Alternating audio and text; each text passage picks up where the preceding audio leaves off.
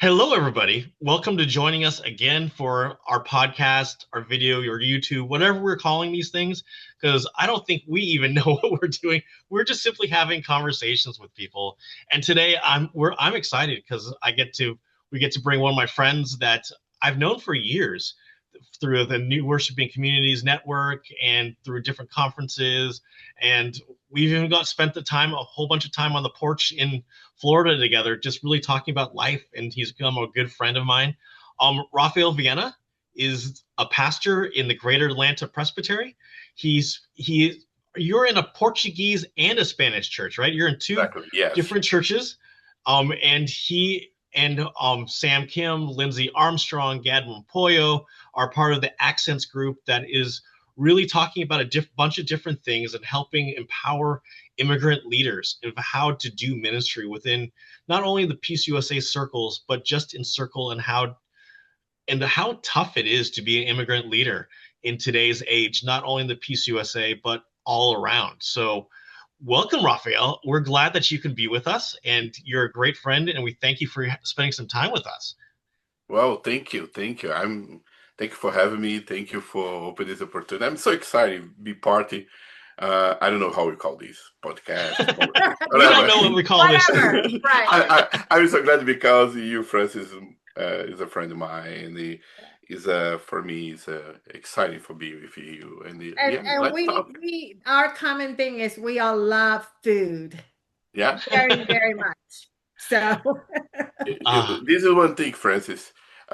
Sean, it's too heavy to pay for me a Brazilian barbecue because not yes, fair. I owe you Brazilian barbecues. The last time you paid, not Sean. Let me remember that. let's make that clear. Yes. Yes. Yes. But it was a pleasure. It was a pleasure. Anytime. Ah, Come our way.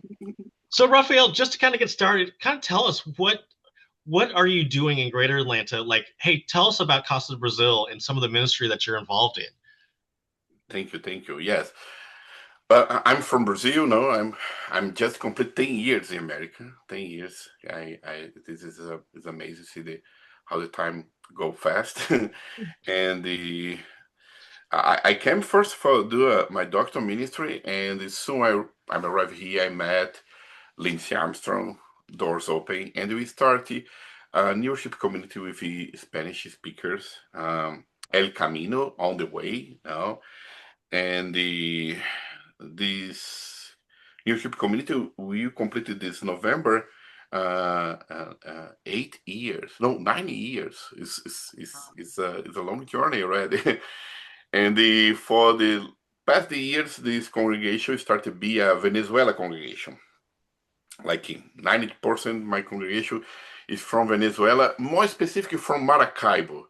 It's like he's a South Venezuela, and it's a blessing walking and the learning and the my heart in Venezuela with these people along these years. I love these families, and I'm past all these political change moments, hard to Venezuela communities living there here. In the middle of this, started El Camino because I'm Brazilian. Some Brazilians start show up, and some moment half congregation is Brazilian, half is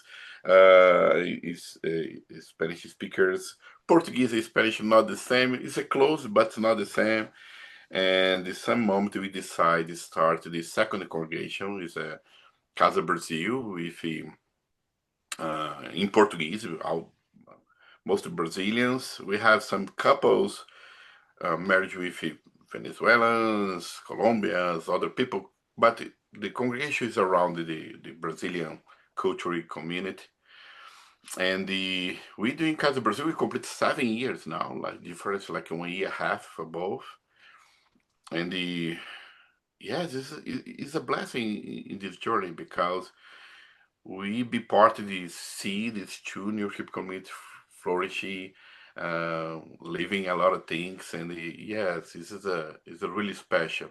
Even this moment, you just touched this idea. This moment uh, is a hard moment for be immigrant pastor, but it's a blessing also. Uh, it's hard because sometimes we front the people, and you really longing for the hope. You'd like to be sitting, someone talk for you, something for bring some energy in this moment. But at the same time, it's a blessing. It's a blessing for being in this position, for work with them, hear the histories, and the yes, for be with them. I have a lot of good stories and hard stories in this moment, living in the pastor of this church. But I don't want to talk alone. I don't know. I'm keeping going if you don't stop me. No, You're no, fine. no. You're fine. With that, we want to hear the stories. We want, that's what this is for. We want people to hear about your stories and, maybe there's hope, maybe there's challenges that we can help. So feel free. That's what we're here Yes. for. I think I have a really good story about one family. I do like share this family because this family is something special for share. No, it's a member of your community. The mom, come first, and they had a lot of challenges in life, and the real thing she was apart the husband and son for 2 years. When her daughter come to America, they were kidnapping in the board, and this Mhm. mom here alone just arrived. She had to pay for bringing her daughter, granddaughter, and the son-in-law was a terrible thing pass, and she's so strong. She worked hard, find a way to pay, bring the family together. After, as I say, 2 years, the family come. They hard workers, and the almost 1 month ago, her son hold the TPS, the temporary protection status, and this administration over with the audit TPS, the TPS, and early April they gave Oh, him like a interview because people who hold this kind of visa right now they need presenting eyes many times a year, depend twice or every month, depend the case anyway. And her son is a 24 years old boy. He's a really great guy, and he presents himself. And because the TPS is over, they take him for this detention center. And this is why I told I was the Sunday next from the congregation. The family cried this first seat, and uh, the preaching was in middle of the tears, some angry, some looking for hope. And this Monday I have been in the detention center, and the detention center is 4 hours from my house. I have been there last week. If you go to the website say visitation 8 to 4. But when I arrived there, they gave me the notice. The mail visitation just in the morning. You don't find anything in the website. oh And God. I'm back home, and I'm back like 1 week after back there. And this Monday when I arrived there, this guy come to me, and I have like no some phrases, and uh, uh, the mom told me a lot of things to like talking for him. And he sent to my front before I talk anything. He looked at me say, Pastor, when you arrive here in America, when I was in the airport, the first face I saw is your face. Oh, Because I was there with the family. I went to the airport for pick up him when he arrived. And I'm now here, and you here with me again. And I do like to say thank you for that. And then I start crying. And I don't want to cry again, but it's it's hard living with this fear and the many times is giving hope for people in this moment.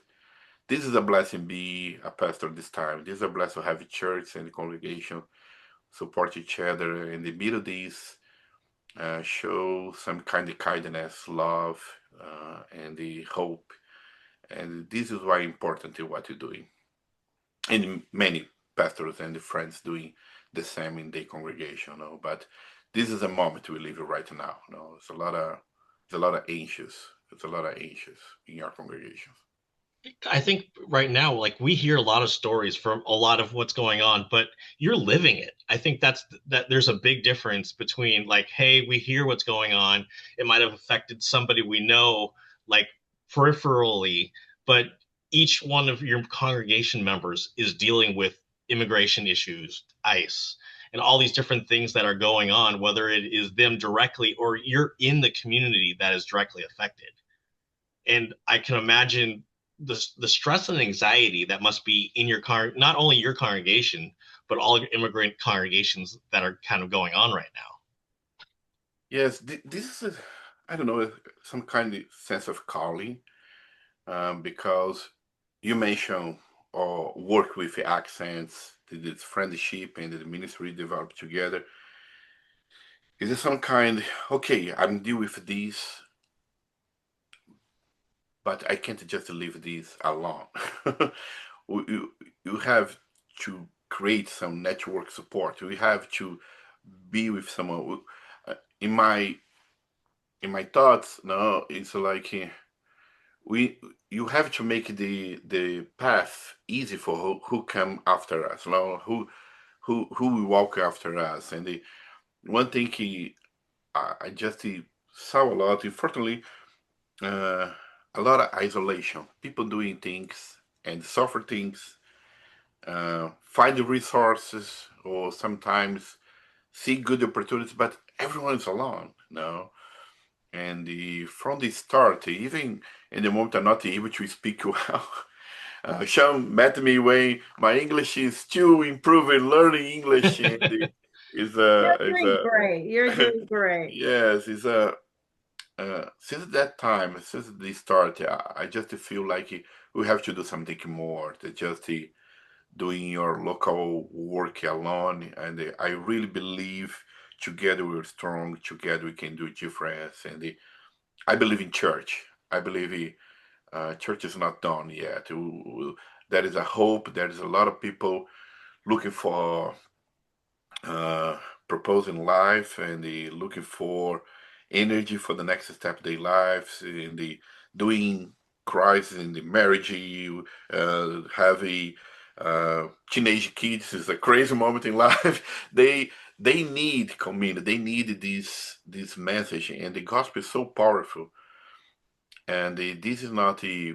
I think church is not about the do alone. No, and this is Mhm. why we started thinking, the talking, and the every time. I remember again. I know Sean for a while, and when he started inviting me for do some work with that time with 1001, and I don't know how many times he hear from me say we have to do something in Spanish. We have to do something for other people not able to understand, they communicate in their own language, express their hearts, I'm glad to see God doing great things and the open doors and the yes, I'm so excited about that. Yeah, and that's our calling, right? Our calling is to make everyone belong to the kingdom of Yeah, God. And because we're all children of God, and everyone deserves to be treated with dignity, regardless of where you are, regardless situation, right? I think immigrant communities right now are especially anxious, because certainly this administration does not help. It actually made people more anxious than ever. And churches are used to be seen as this protected area, sanctuary, and it's like not really, right? Like everybody is feeling so exposed. I'm curious, was during this time, with you with as an immigrant pastor, and as a pastor leading an immigrant community, an immigrant congregation, how do you continue to give them the hope coming from Christ? Mhm. How do you kind of ease some of the anxiety, even though that's so hard to do because that's all they get to deal with on a daily basis? And so the fear is real, right? For it is very, very real in those communities. And so how do you help them? But more importantly, how can the greater church help you and help our people?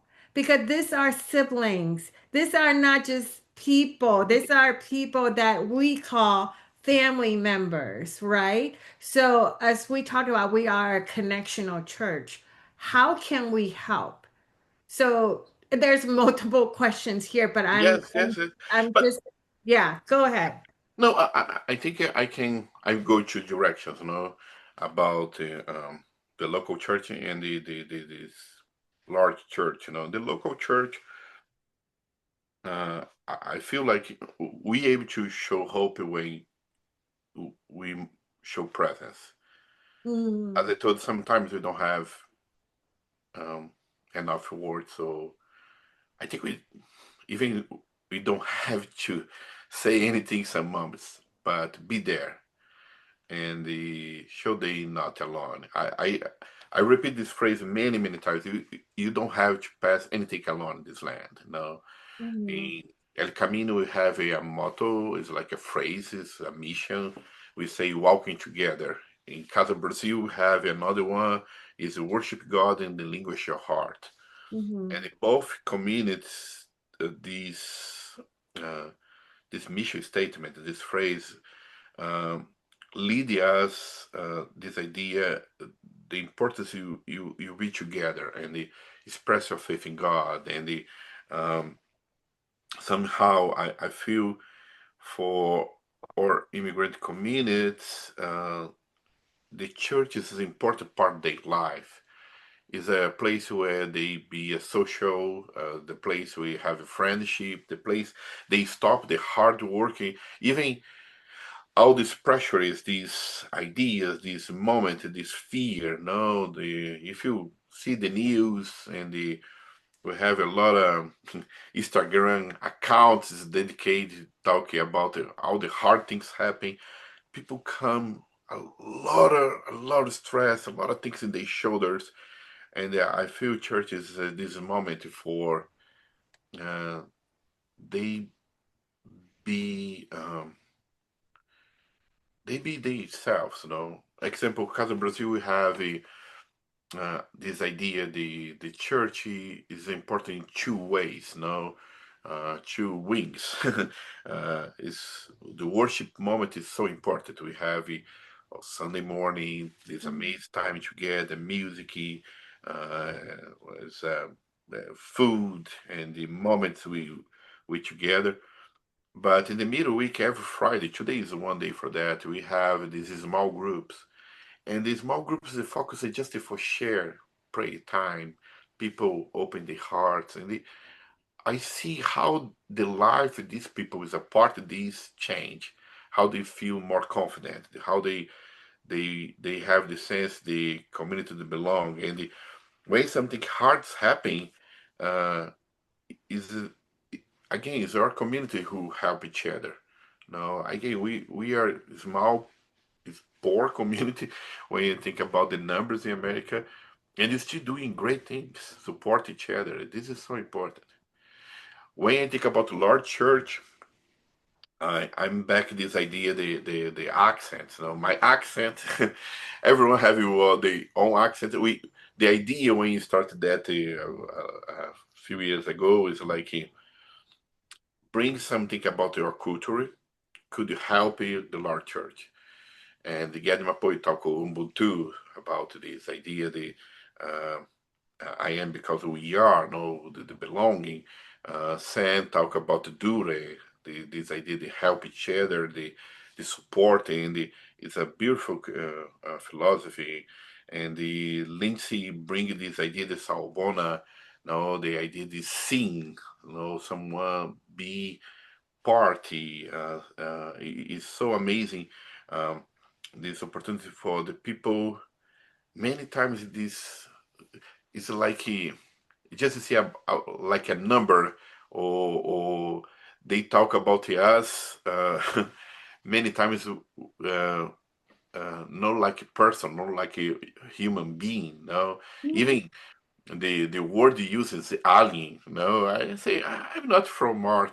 I'm I'm still in this world. No, but and this idea to see, to make your presence important.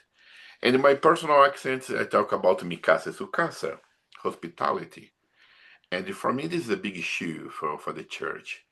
Mm-hmm. The church have a lot of problems for be uh, um, a good host, Mm-hmm. because after these years working here, immigrant leaders, and even personal experience, we have a lot of bad stories.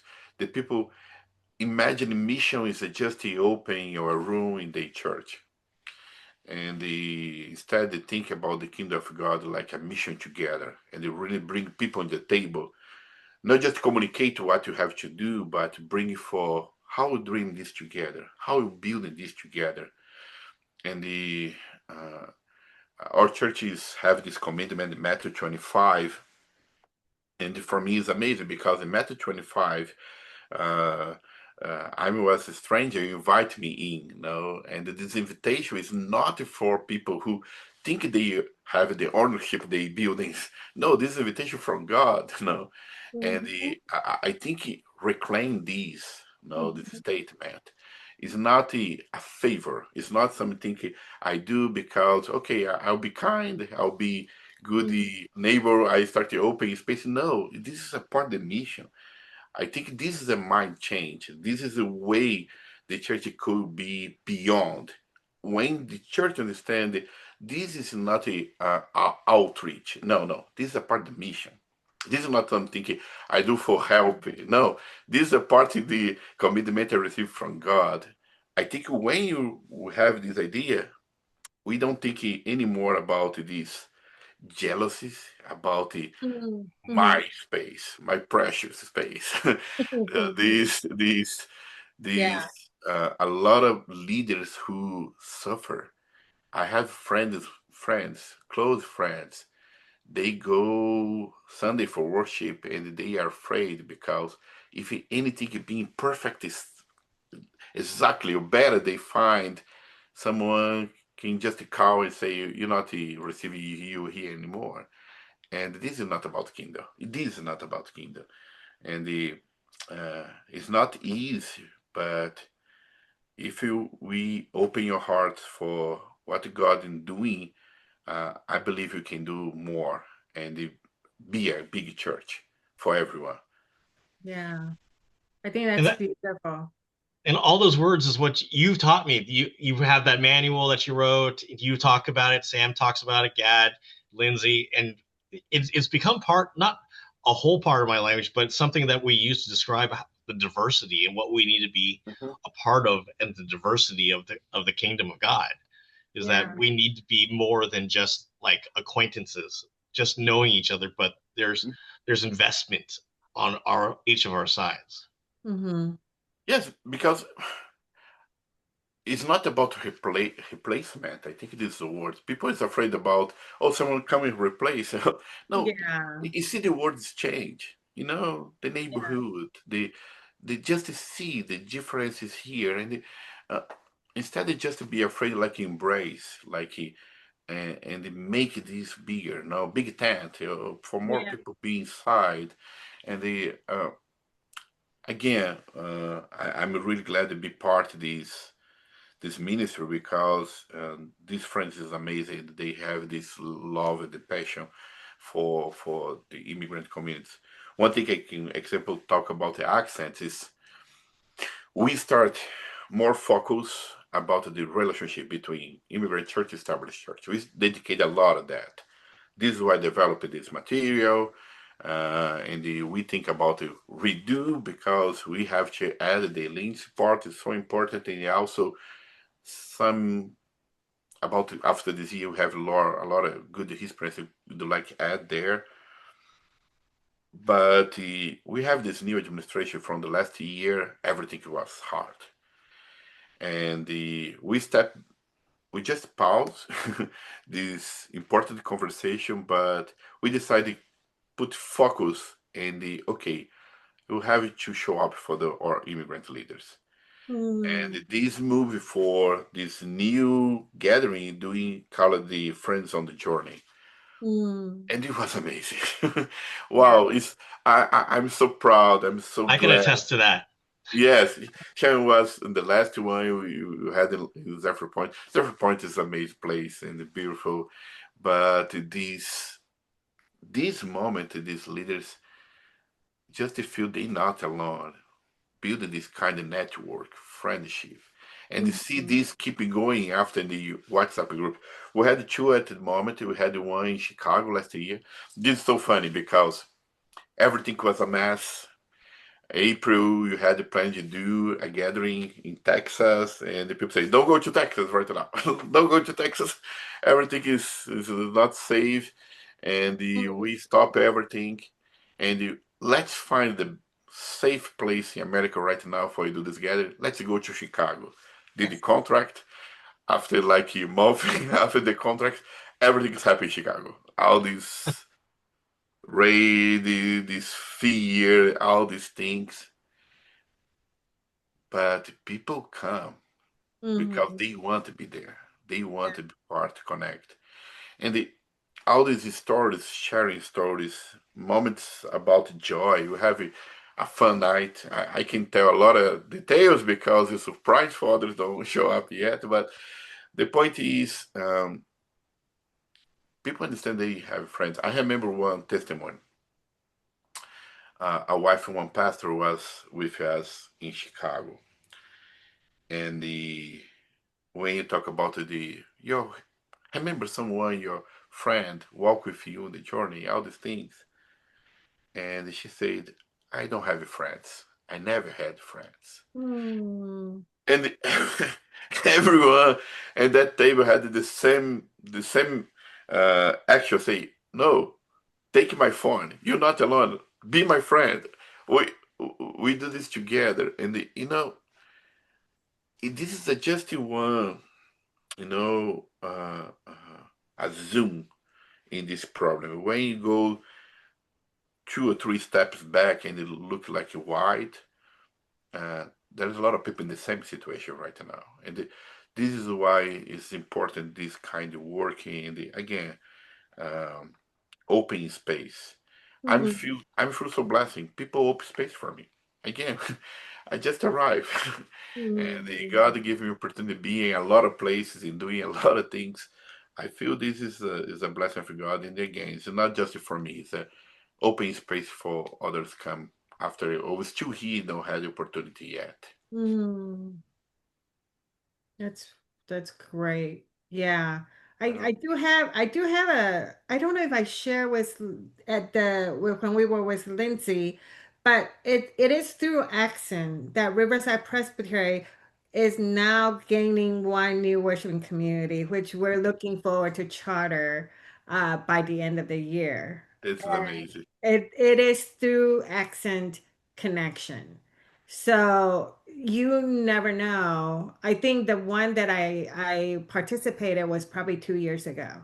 It Yeah, took us 2 years for all this thing to like cement and I am extremely grateful for Accent for the folks doing it. And yeah. So you and they guys. also me, Gad, have been in Riverside Presbytery, and I remember you opened that space and you had the conversation with leaders. It was really great that time. I think this almost 3 years. I think so. No, it's That's already probably 2 years. 2 years. 2 years. Yes. Okay. Yeah, Yeah. it's time to come back. Oh, I think it's 23. Yes, because yes, we in the middle 26. But I remember well because me and Mapoyo decided with Sean go to Disney, and I was stuck in the Holy Coast with Gad. Oh, that's right. That's right. In the That's rain right. for 15 minutes we are there. You And guys it are was that so fun. I really love what Accent's doing. And Gad and I, obviously, we were in a cohort together. And so he's being, through him, I'm learning this whole concept of Ubuntu, which I just love, love, love. And I've been really wanted to instill that as a culture for this presbytery. You know, I am not alone. I cannot make things alone. I am because we are. And so in everything, we are better together. And, you know, whether we agree or not, but it is a process, right? It is a process. So I'm sold. You guys are doing great job. I just want to encourage you to continue because there are many people who are benefited and maybe there are stories you haven't heard. But I do want to continue to encourage this important work. Uh, we want we want to keep doing this. It's Yeah, it's a challenge because everyone have a lot of things on the plate, but is a kind of the calling. We believe God call us for keeping doing this, and we're so excited about the next. yeah. Awesome. And I felt the weight, like when I was sitting at meals with the people, with the leaders that were there in Zephyr, and just hearing their stories and spending some time with them. I felt the heaviness, and it's a Mhm. heaviness that I don't know. Like when I'm around my people in my presbytery, there's weight, but there's not this much weight that I felt from the immigrant leaders in Tahoe.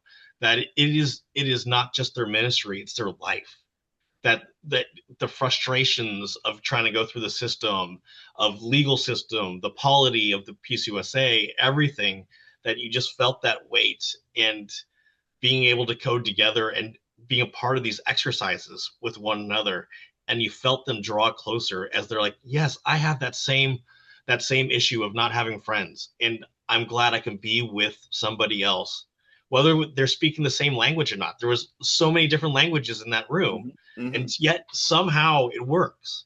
That Yeah. some people were speaking Spanish, some people were speaking Swahili. You know what I mean? But just the great mosaic of what God had put into that room, and I felt that heaviness.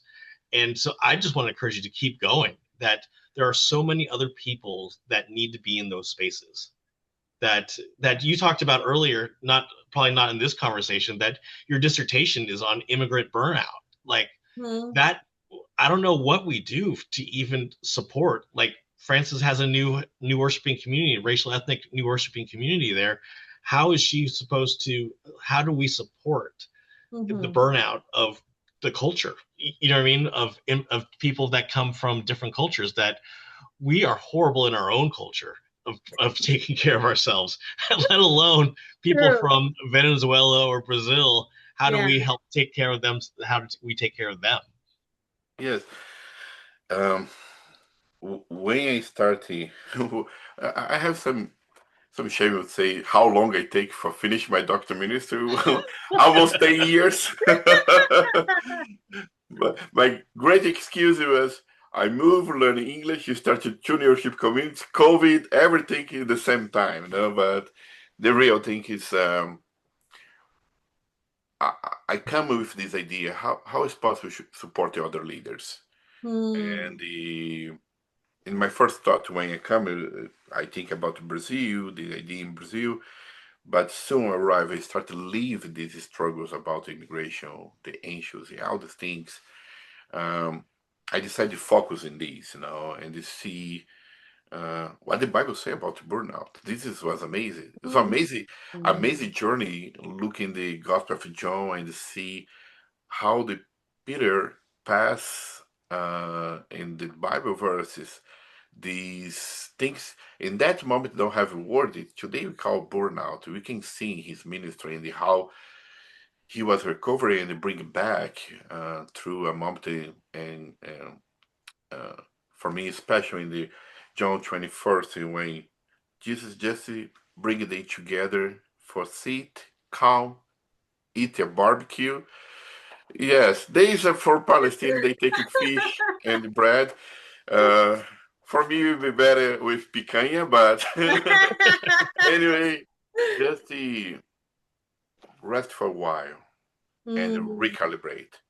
One thing I did, my focus was Latino immigrant pastors, and the 100%. percent of pastor who had the struggles in the immigration process have a high level of burnout. Mm. The the numbers of burnout presence is the most part of the leaders. I saw, and if you just talk with any pastor, you can stand the immigrant pastor. Firstly, about extra working. A lot of pastors doing ministry because they understand the calling. One thing in my mind is when you hear about the missionary who come to Brazil is amazing. His guy, 80 years, died for Christ, lose his wife, his daughter. He passed a lot of things, a lot of suffer because he believing in the doing this mission is amazing story. The Simon Joshua Green when he come to Brazil and bring the Presbyterian Church there. And I think we have a lot of these stories about missionaries die for Jesus, uh, and somehow the church forget the teaching also is like Jesus suffer in the cross, and we don't need to suffer in the cross anymore. No, Jesus is a savior. He did that for us, Mhm. and making the church is a healing place, care place, even for the pastor leaders. And the when I saw that numbers, I was surprised because more I study about the burnout, I say, oh, I study my case. I see myself in the middle of this. I feel all this burden, and the real thing is, I feel uh, again, it's about to understand the mission. Mm. I'm glad for 1001. 1001 developed these grant sabbatical for every leader, and through this grant, some pastors had the history sabbatical for the first time in their lives. They know. I remember one phrase Jeff told about one African pastor. Sabbatical is not in dictionary. It's not the language for African pastors. And I can put immigrant pastor out. Many pastors don't believe it. Uh, they have the right to be Mm. wordable. No, Mm. I tell one thing for you, my friends. It's like people in my congregation and uh, the work we're doing, people don't just come to us just for asking example uh, understand about Bible or counsel about something in life. It's everything. They Mhm. the first touch point is a church. Don't matter. It's where how put kids in school, medical, translation, court, everything. And some moment you just open your arms, and you're not able to walk out this having hold everything well. And Mhm. this is where many of these pastors feel they failure because they not able to serve it more. Is a profound desire to do more, but some of the body don't answer anymore. The mind is not able to Mhm. catch anymore. Yeah. And Yeah. this is why important to do mission together for we be able to help each other and they make the ministry bigger. And again, uh, I have a lot of concerns with this change in mind the church. This idea, the shortage. Do we have less resource? We have less money. We have churches be closing. All these things, and the my my perspective is still need to think about the greatness things and how we can be relevant for this time. And how these things change, push us in a new direction. And it's Mhm. an opportunity for you to embrace and to see, okay, we can do this. We can Yes. Yeah. take care of these people and make space for others, no? Even Yeah. in the seminars, no? This is one thing here. I love be around the seminars also because I believe the formation, they open the church need to be in the all levels, Mhm. for really be open doors for the change. The change is already happening. No, Yeah. I tell people 30% of this nation will speak Spanish really soon. You'll be Latino or Yeah. rooted Latino heritage.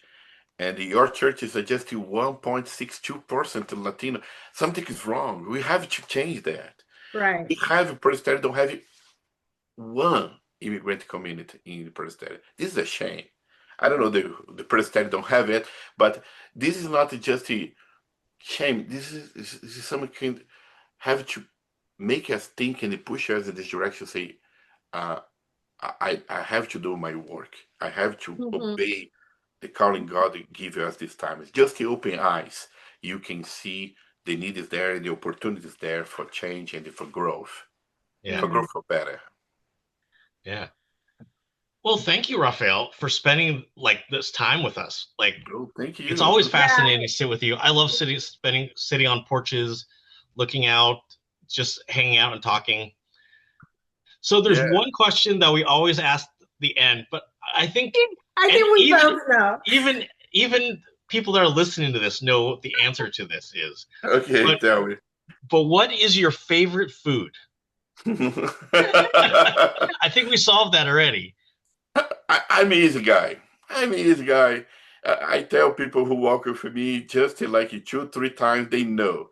Coca-Cola with ice and the meat. Don't matter. A good steak. That's Me. it. It's easy. No. Even you go to a restaurant, don't need to ask me anything. Just give me meat, steak for Rafael, Coca-Cola with ice, and then he'll be great. He'll be happy. That's it. And Oh my goodness. and even I don't want to start any fight here, but probably interview other leaders, other people, and I'm standing Brazilian barbecue is the best barbecue ever. And yes, who knows? Yes, yes, If you yes. don't try yet, please do that, and you change your mind. It'll Even for blow Sam your King, if Sam mind. King see this video, it's a better than your barbecue, Sam. Wow, thank you so much. This has been awesome. I love the fact that there's some representation on behalf of our immigrant community and our immigrant pastors because the challenges are real. And it's unfortunately that there's not more support for them. And but we certainly hope as a denomination we look into it, right? That's put what we say into actions. And so that's my hope. That's my hope for this denomination. We got to do better. I can tell one last thing is again, as I told you, I'm feel blessing. I feel blessed for have friends as you, people who not just believe us, but they open doors and they show present. No, I'm blessed because God they open doors. Uh, I'm I'm part of the amazing presbytery. Great Atlanta doing really great job, and Yeah, you know totally. I love to see the energy, the dreams, and the work the New Church Development Commission doing in your presbytery. I'm glad the blessing because through the denomination, I be part of many things. I'm part of the MDRC, Oh, and lovely. it's a Love blessing. NPRC. Yes, it's a blessing be there and to see Yeah. the how the church uh, not just give money, no grants, but think about the leaders, think about the people. No, God opened door for me. I'm part of the board of the Columbia Seminar. Look at that, Look Columbia at Seminar that. Look at is that. is almost 200 years, and the see the Columbia doing great work and think about the next step in the future and the leadership and the again open doors for hear a voice the Latinos when bring people as like me be part of this. I feel this is so blessing and because God gave me too much. I just feel uh, do this work is obey and the Yeah. pay back the many good Pay it things God is doing forward. first. Pay it Yes, forward. definitely. Yes. Yes. Amen. Amen. Thank you Thank so you, my much friends. Thanks again. so much.